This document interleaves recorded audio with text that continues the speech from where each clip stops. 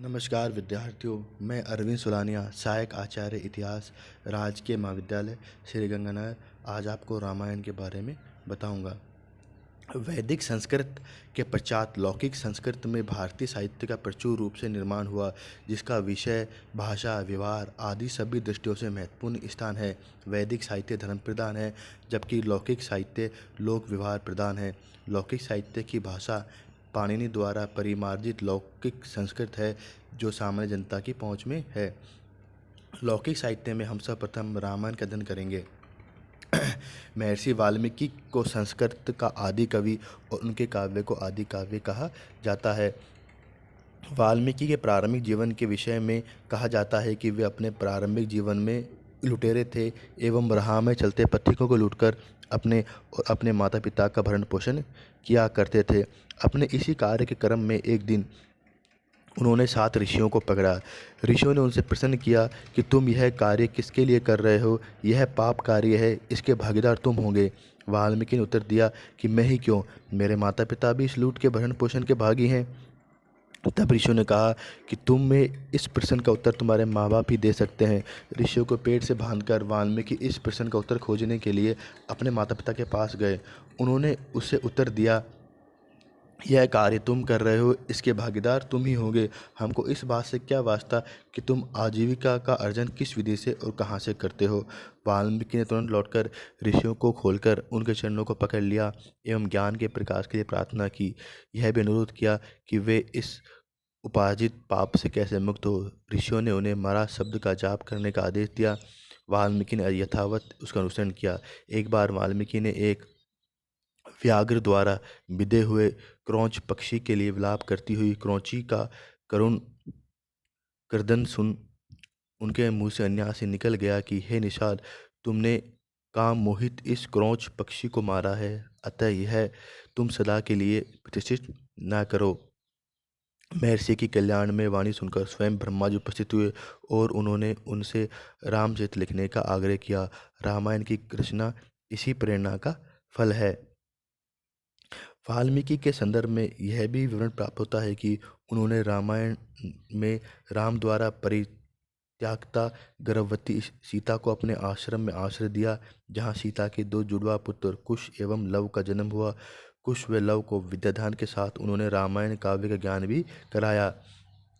एक बार कुश व लव राम कथा गायन करते हुए अयोध्या राज दरबार में पहुँचे, जहाँ राम को कुश व लव तथा सीता के विषय में पूर्ण जानकारी मिली। भाव विहीन राम ने सीता से पुनः लौटने का आग्रह किया। सीता ने पतिव्रत धर्म की दुहाई देते हुए भूमि में प्रवेश किया। वाल्मीकि का वृत्तांत यहीं समाप्त हो जाता है। अब हम बात करेंगे कि रामायण का समय क्या है। जैसा कि हम जानते हैं कि रामायण की रचना महर्षि वाल्मीकि ने की। इसकी भाषा संस्कृत है और इसमें 24,000 श्लोक लिखे हुए हैं।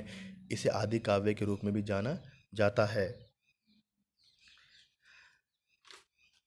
रामायण की तिथि के विषय में विद्वानों में मतभेद है। इतना तो स्पष्ट ही है कि इसकी मूल रचना तथा वर्तमान स्वरूप के बीच पर्याप्त अंतर होगा। मूल रामायण महाभारत की अपेक्षा प्राचीन है। महाभारत में वाल्मीकि का उल्लेख ही नहीं मिलता, अपितु रामायण की संक्षिप्त कथा भी प्राप्त होती है।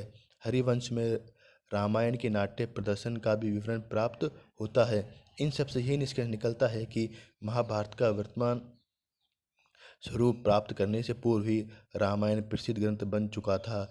महाभारत का अंतिम स्वरूप 4वीं शताब्दी ईसा पूर्व के बाद का नहीं है, अतः इसके पूर्व ही रामायण के अंतिम स्वरूप का निर्माण हो चुका था।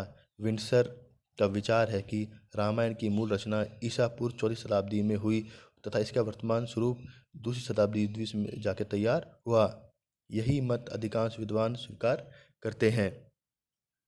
हजारी प्रसाद त्रिवेदी के अनुसार महाभारत के वीर कालोपयोगी अस्त्र शस्त्रों से सुसज्जित हैं। रामायण के वीर न तो नवीन कौशल के जानकार हैं और न रूढ़ियों के कायल, अतः रामायण का समय महाभारत से पूर्व कहा जा सकता है। हम बात करेंगे रामायण के वर्तमान स्वरूप के बारे में। वर्तमान में रामायण में 24,000 श्लोक हैं तथा बालकांड, अयोध्या कांड, अरण्यकांड, किष्किंधाकांड, सुंदरकांड, लंकाकांड एवं उत्तरकांड कुल 7 कांड हैं। कुछ विद्वानों का मानना है कि मूल रामायण में बालकांड एवं उत्तरकांड नहीं थे। इन्हें दोनों को कांडों को बाद में जोड़ा गया है। इस धारणा में सत्यांश भी दृष्टित होता है। बालकांड व उत्तरकांड की रचना शैली व अन्य 5 कांडों की रचना शैली में पर्याप्त भिन्नता है। बालकांड व उत्तरकांड में राम को विष्णु के अवतार के रूप में दिखाया गया है, जबकि अन्य कांडों में राम का युग का एक महान पुरुष बताया गया है। अतः यह तो मानना ही पड़ेगा कि वाल्मीकि कृत मूल रामायण में बालकांड व उत्तरकांड नहीं थे। अब हम बात करेंगे वाल्मीकि रामायण की कथा के विषय में।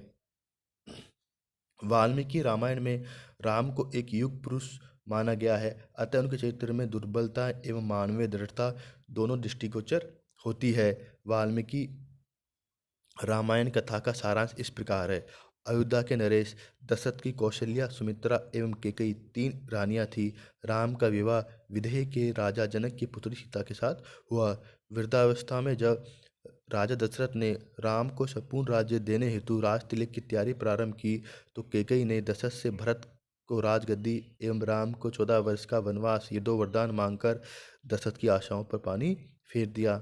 राम अपनी पत्नी सीता व अपने भाई लक्ष्मण के साथ वनवास में निकल गए। इधर भरत ने राम के सम्मान में राजगद्दी पर आसीन होना स्वीकार नहीं किया और राम की चरण पादुकाएं राजगद्दी पर रख दी। इसी मध्य शोक से संतप्त राजा दशरथ की मृत्यु हो गई। वनवास में कष्टों को झेलते हुए राम, सीता एवं लक्ष्मण पंचवटी पहुँचे और वहीं रहने लगे, किंतु अत्याचारी लंका के राजा रावण ने धोखा से सीता का अपहरण कर लिया और सीता को अपने साथ लंका ले गया। राम ने किष्किंधा के राजा सुग्रीव व उनके सेनानायक हनुमान तथा उनकी सेना की सहायता से रावण को युद्ध में पराजित किया और 14 वर्ष बीत जाने पर अयोध्या में प्रवेश किया। राम का राज्याभिषेक हुआ और राम की समस्याओं का अंत यही नहीं हुआ। उन्हें लोगों के द्वारा सीता की पवित्रता पर संदेह किए जाने के कारण अपनी गर्भवती पत्नी सीता का परित्याग करना पड़ा। सीता को महर्षि वाल्मीकि ने अपने आश्रम में आश्रय दिया, जहाँ उन्होंने कुश व लव 2 जुड़वा पुत्रों को जन्म दिया। कुश व लव को विद्याधन के साथ साथ वाल्मीकि ने रामायण काव्य का ज्ञान भी कराया। एक बार कुश एवं लव राम कथा का गायन करते हुए अयोध्या राज दरबार में पहुँचे, जहाँ राम को कुश, लव व सीता के विषय में पूर्ण जानकारी प्राप्त हुई। भाव विहीन राम ने सीता से पुनः अयोध्या लौटने का आग्रह किया, किंतु सीता ने पतिव्रत धर्म की दुहाई देते हुए भूमि में प्रवेश किया और अपने जीवन का अंत कर लिया। इस प्रकार यह रामायण कथा का सारांश था। धन्यवाद।